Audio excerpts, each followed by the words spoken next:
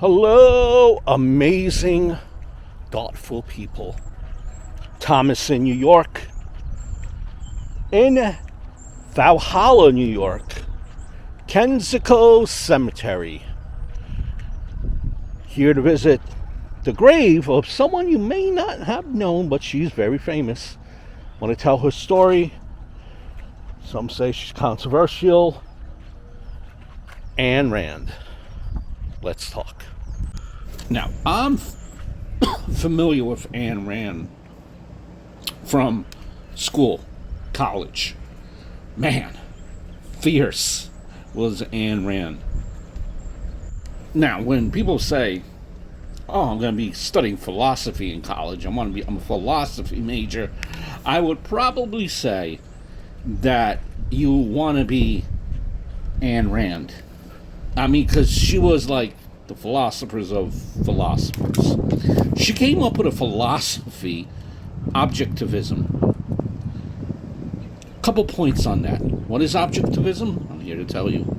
Everything that exists has an identity, meaning something about it makes it what it is, no matter how people think about it or talk about it. This is also true for things like feelings or ideas. It says that a thing is the thing which it is, or A is A. What people learn about the things that exist comes from both the identity of the things themselves and from the way the people observe, see, and think about what they observed. Point 2, reason. It's how a person knows that what he thinks or believes is true. And with that being said, a person cannot make something true just by wanting it to be true or by, mysticism. Only rational, logical thinking can produce the best outcome.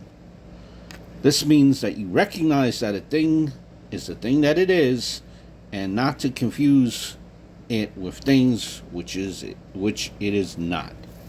3, it's good to be happy. And it is good for a person to try to be happy. People should always try to improve their lives and be happy in the long term so that they are happy now and in the future. 4, if governments or criminals take things away from people or try to make people do things they do not want to do, it does damage to everybody.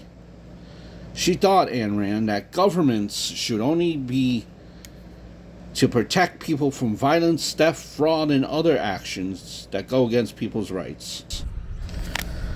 Now, in ethics, Ayn argued for rational and ethical egoism, which is rational self-interest, as the guiding moral principle.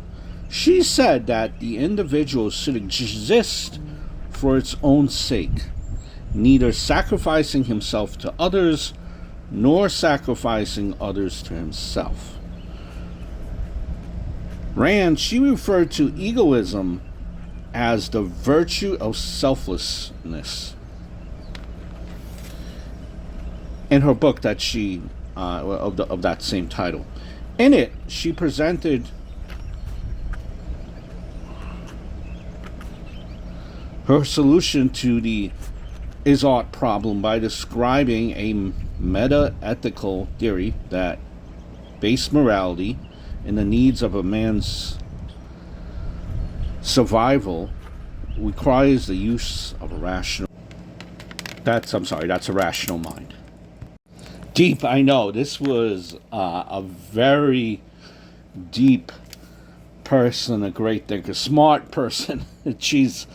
We have a hard time, at least me, let me speak for myself, trying to figure out what to eat for the day, much less come up with these theories and just be so in tune and that's a whole lot of smartness, folks. Oh, check this out, based on an interview with Mike Wallace back in 1959. Now, except for Aristotle, Thomas Aquinas, and classical liberals, Anne was considered sharply critical of most philosophers and philosophical traditions known to her. She didn't believe all that. She had her own questions. I guess that's what philosophers do, questioning, right? She did acknowledge Aristotle as her greatest influence. Now, she remarked that in the history of philosophy, she could only recommend three A's: Aristotle, Aquinas, and Ayn Rand. In that interview by Mike Wallace, she was asked, where does philosophy come from? Ayn Rand said, well, that comes out of my own mind, with the sole acknowledgement of a debt to Aristotle, the only philosopher who ever influenced me. Wow. Wow, Anne. Wow. Now, naturally, when Anne made these type of remarks, they became under scrutiny because individual, a political scientist, Charles Murray, he criticized that claim, and that Anne only looked up to Aristotle. He said phony baloney, and he asserted that her ideas were derivative of thinkers of John Locke and Nietzsche, Frederick. I was saying Nietzsche a few times. Hopefully I'm pronouncing it right. Controversy creates cash, right? I think we all say that. The more controversial you are, the more people listen, the more people want to know. So she came out with a book, and she wrote some books, so we'll describe them. But one of the times she wrote the book, The Fountainhead, she had already at this point turned against Nietzsche ideas, and the extent of his influence on her even during her early years is disputed. She said in a 1964 radio interview that she was very anxious to separate objectivism from Nietzsche, how do you pronounce it? Sorry, altogether. Quote, I don't want to be confused with Nietzsche in any respect. So then there's that. Controversy creates cash. So she wrote some books that kind of describe her views. First book was called We the Living. It's about the life in Russia during and after the Russian Revolution, and how life in the later Soviet Union destroys the dreams and hopes of its main characters, who are mostly young people. She then has a second book in Anne, which was called Anthem. It's a science fiction novel, story about a man named Equality 7-2521, who lives in a future society. In that place, everyone is given their name by the government, and nobody could use the words I or me. He escapes from this society with a partner to live freely in a house in a hidden place. Her stage play, Woman on Trial, better known as 9 of January 16th, used audience members as jury to decide the play's outcome each time it was performed. Such celebrities as Helen Keller appeared as jury members. Now, she had a third novel, which was called The Fountainhead. It is about an architect who wants to have control over his building designs and does not like it when he has to compromise his building designs. The Fountainhead becomes a bestseller and was made into a movie, and it starred Gary Cooper, Patricia Neal. Her fourth novel, man, Anne just keeps on writing books. Fourth novel was Atlas Shrugged. It is her longest book. It was also a bestseller. It tells a story about a worldwide economic crisis. This is caused by the best minds in the business industry and science, and after a while, all thinking people quitting their jobs and disappearing. This is a protest against government regulations that get in the way of their work or make it harder to do. The more the government gets in the way, the worse conditions become until a society collapses. A new future begins when the people who disappeared return and government adopt a laissez-faire principle that do not try to control how businesses work or misuse innovations. Now, after writing Atlas Shrugged.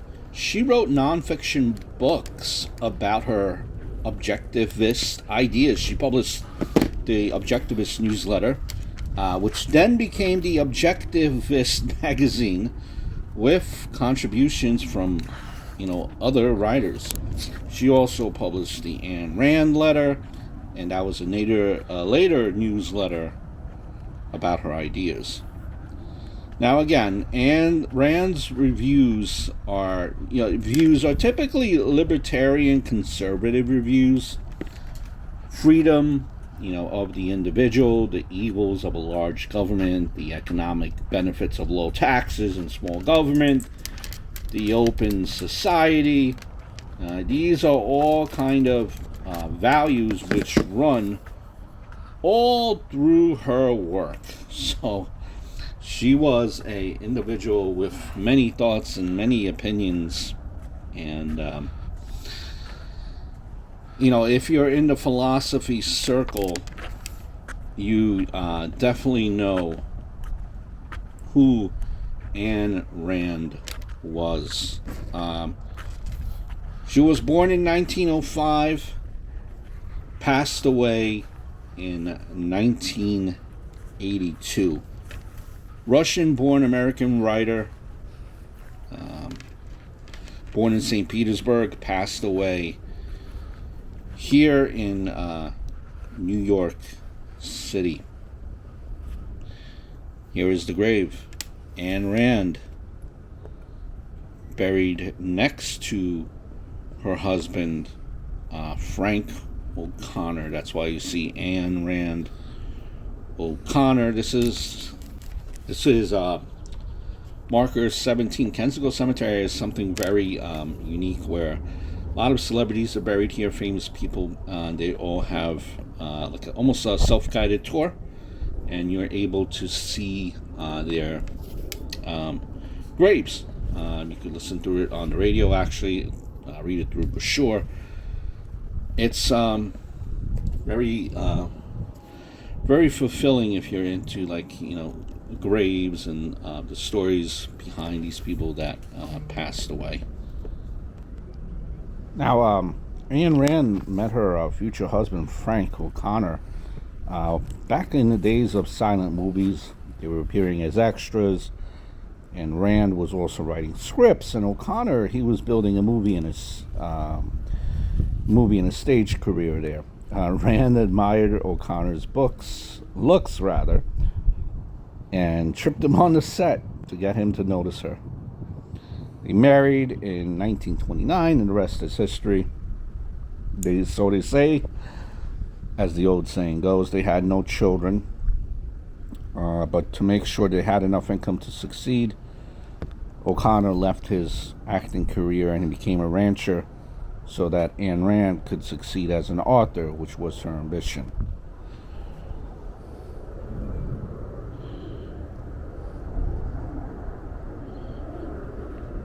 Nonetheless, what a interesting person Ayn Rand is.